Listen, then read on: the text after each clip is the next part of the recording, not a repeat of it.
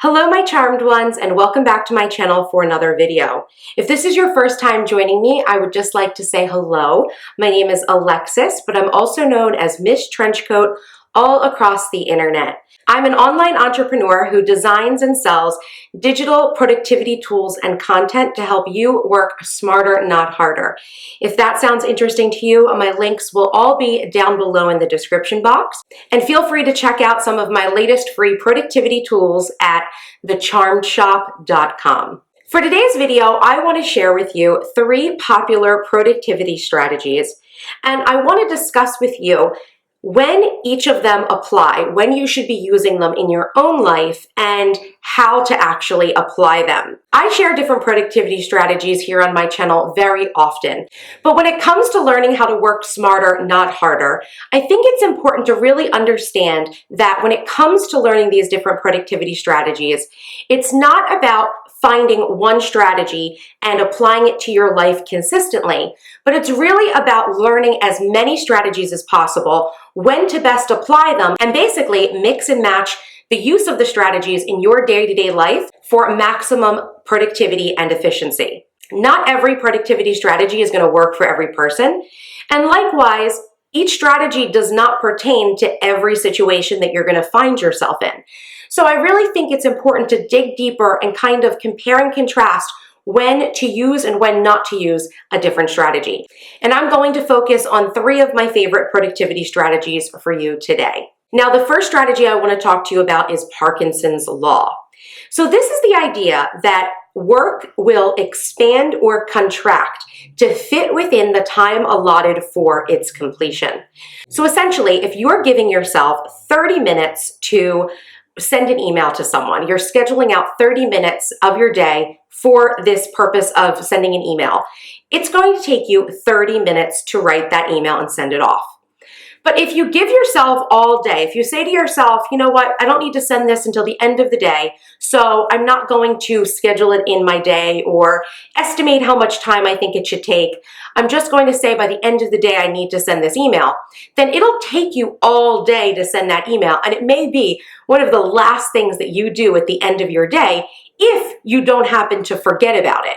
So the idea is that it's pretty much human nature that if we don't actually schedule in time to work on something, or we don't have a reasonable expectation for the time that we're going to allot to a certain activity, it's very possible that we're going to find ourselves in a situation where we're spending way too much time working on something that should have been completed in a much more streamlined timeline. So who needs to use Parkinson's Law? When does this apply in your life? If you're someone whose work lacks structure, or someone who feels like their tasks are always taking them longer to complete than they think they really should, using Parkinson's Law may help you to actually structure your day so that you have time allotted for each of the activities that you need to complete. And it can also help you to really manage your time during the day to make sure that you're not spending too much time or wasting time on tasks that should be much simpler to complete. So now, how do you actually go ahead and start applying Parkinson's Law? So first, I want you to start off with Old Faithful, your to-do list. Go ahead and make that to-do list of everything that you need to get done for that day, things that are due that day, or projects or tasks that you just want to manage on the given day. And on that to-do list, I want to make sure that you are making a time estimate, how long you think it should take for you to complete each task. Now, I realize when it comes to time estimates that it's not always easy for people to estimate how much time a specific task will take. This really is a process that requires a lot of trial and error and a lot of learning on your part to see how long things take you to complete. However, I want you to get in the habit of writing down how long you think it will take you to complete a certain task, because just being aware of that time frame is going to help you to track your time a little bit better and help you to learn what tasks take more time and what tasks take less time. Then on top of that, what I want you to do for each of your tasks in the day is I want you to actually block out that time on your schedule. So if you're someone who has a lot of tasks that really don't have deadlines and you're really the one who has to create the structure, the best way to do that, applying Parkinson's Law, is to use that time estimate and block out time in your schedule. Now, of course, you don't want to put too much into your schedule. Just in case something does take you too long to work on, you want to make sure you're building in some buffer time or some white space. You don't want to overload your schedule and then have a time crunch to get things done.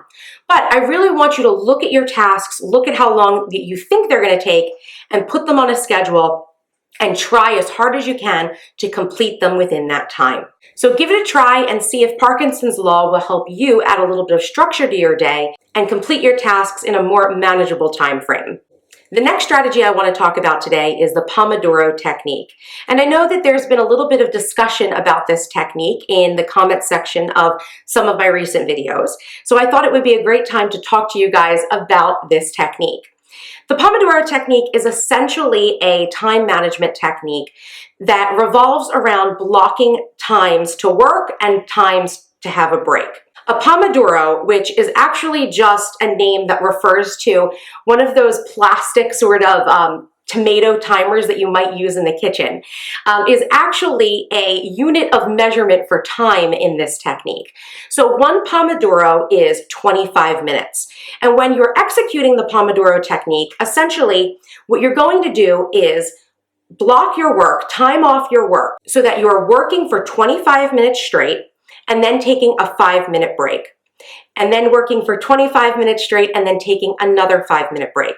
And then after a sequence of 4 Pomodoros, you can take a longer break of 15 to 30 minutes. So you'll work for 25 minutes, take a 5-minute break, work for another 25 minutes, take a 5-minute break, work for a third 25 minutes with a third 5-minute break, and then after your fourth 25-minute block of work, you're going to take 15 minutes to a half hour. So if we're applying this to an 8-hour day, you might do a series of 4 Pomodoros, and that would take about 2 hours, and then you would take a 15-minute break, do another 4 Pomodoros, and then that's half of a day completed. That would be 4 hours total. And then that would be a great time for a half hour to an hour lunch.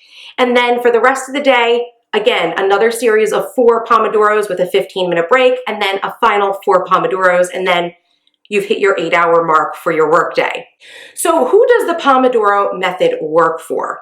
I think that if you're someone who has a lot of itty-bitty little tasks that you can actually work for a chunk of 25 minutes and actually accomplish a good amount of work, I think that the Pomodoro method may be worth your time exploring. I also think the Pomodoro method is really good for someone who works in a job where maybe you get very frequent interruptions, okay? So maybe you're an admin or a receptionist and you're frequently being disrupted by the phone or having to answer calls or emails. I think that the Pomodoro method could be an interesting method for you to use. Likewise, I think that if you work in a customer service type of role where you're actually really tied to your email, I think that the Pomodoro method would work very well because you can check and answer your emails for 25 minutes at a time and then take that short break and then go back to another 25-minute block of time. So I think that's helpful in that scenario as well. And I also think that if you're someone even like me, right, who works from home, and maybe you're working on a day where you've got just a lot of little tasks to do. My work is not always little tasks, but sometimes I do have a bunch of little tasks to work on. So it would be reasonable for me to work for 25 minutes, getting a bunch of little things done, maybe making a few calls, sending some emails, maybe proofreading a blog post, something like that, and then taking a 5-minute break so that I can then go and check Instagram or, send a tweet, something like that. That would work for my schedule as well in certain scenarios. So if this is a technique that you would like to try, I think first and foremost, in order to make this work, you really need to make sure you have a timer. So either a timer on your phone or on your computer, or even one of those cooking timers that the Pomodoro Technique is actually named after. Something to actually help you set that block of 25-minute time so that you're working within that time frame and then stopping, making a hard stop after the 25 minutes has ended for that 5-minute break. Again, like with many of these productivity strategies, you're going to want to have a list of the actual tasks that you're going to try to accomplish, because you don't want to sit down and have that timer tick away while you're thinking about things to do. So definitely have that list made first, either in the morning before you get your work done, or if you want to try the Pomodoro technique for maybe just 30 minutes to an hour one day, then definitely make sure you first have a list of tasks, because 25 minutes is going to be gone in a flash. So you don't want to waste any time looking for things to do. And additionally, I think it would be great too if you had an idea of how you wanted to spend your break time, right? So if you're someone who's doing the Pomodoro technique all day long for like an 8-hour workday, obviously you're not going to need to plan out every one of your breaks because you may just take a break to get some water or to go to the bathroom, and obviously use your longer breaks for a snack or a meal or something like that.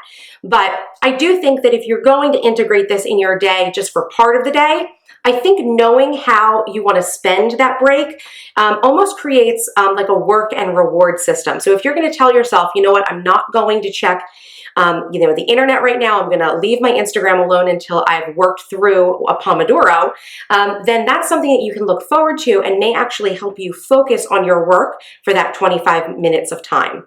So that's the Pomodoro method and how you'll execute on that in a nutshell. Now, my third and final strategy that I want to share with you today is the top 3 list. You guys hear me talk about the top 3 list all the time. And this is a strategy that has to do with prioritization. So many of us struggle with identifying and prioritizing what work needs to be done first. So if this is something you struggle with, prioritizing your time, then the top 3 method may be something that you may want to try to integrate into your daily planning. All we're talking about here with the top 3 is taking some time to review your schedule and your task list to identify the top 3 things that need to be done today so that you can prioritize them to be done first, and then work on all the rest of your little tasks later. For most of us, prioritization is really a struggle because we always have sort of competing priorities. Something might have a due date today, but someone else may need something that you have in order to complete their project, or your boss may come into your office and assign you some work that he's telling you is urgent. So it really is hard to balance priorities and identify what those 3 things are that are going to be the most impactful and the most important for the day. But as time progresses and you execute on the top 3 consistently, I like to execute on it every day whenever I can, that will actually help you to build that prioritization muscle in your own mind. So if you're someone who struggles with prioritization or has so many tasks that every day you always find that there are tasks on your to-do list that have to be pushed off to the next day, I think that this would be a really good strategy for you to execute on. Okay, so how you actually execute on creating a top 3 list is either the night before or the morning of, first thing when you get into your office to work. You are going to review your schedule for the day, you're going to make your to-do list, and you're going to check with any coworkers or anyone who may be waiting on projects from you in order to get their work done. So you're going to review everything you've got, and you're going to identify what 3 things absolutely have to be done today. So personally, I would prioritize anything that actually has a due date for today. That seems like a no-brainer, but you'd be surprised how often people actually will just prioritize other things for whatever reason and be late with their own due dates. So make sure you take a look and see what is due and prioritize those things into your top 3. Likewise, if you're looking at your work and you know someone is waiting on something for you, I would definitely also try to prioritize that. And of course, you may very well be in a situation where you have more than 3 things that absolutely have to be done today. And don't panic, this is totally normal. But what I would say is you really want to take time to rank which of those items, if you had to pick 3, if there were only 3 things you could do today, which ones would really be most important. So again, like I said, that this is going to be an exercise that is going to train you to learn how to prioritize in your day. So if you don't get it right the first day or the first week or the first month, don't panic. But I would say that establishing this routine of setting your top 3 is very important, because you will find that after a few days, after a few weeks, after a few months, you begin to learn how to prioritize as a knee-jerk reaction. So you really need to exercise this prioritization muscle in your brain in order to get it working perfectly. But the top 3 is a great productivity strategy to use to help you really ensure that you're getting the most important things done in the day, because we all have things that, get thrown to the wayside or, just aren't done in a day. And we want to make sure that those items that we don't get to aren't important. So this is a really great exercise in learning how to prioritize your tasks. So definitely give the top 3 list a try if you have not started with it already. And if you need a little bit more help with top 3, I will say that my Charmed Life Planner, you may already know, the 2017 version is out. And my Charmed Life Planner does have a spot for every day of the week for you to assign your top 3. So it's kind of built into my personal planning system. Likewise, I also have a set of vertical planning stickers that I will leave linked down below. And those include a top 3 sticker if you're someone who really wants to call out your top 3 and make sure that you're identifying it in your planner. That could be something that's motivating for you. So I will leave that linked down below.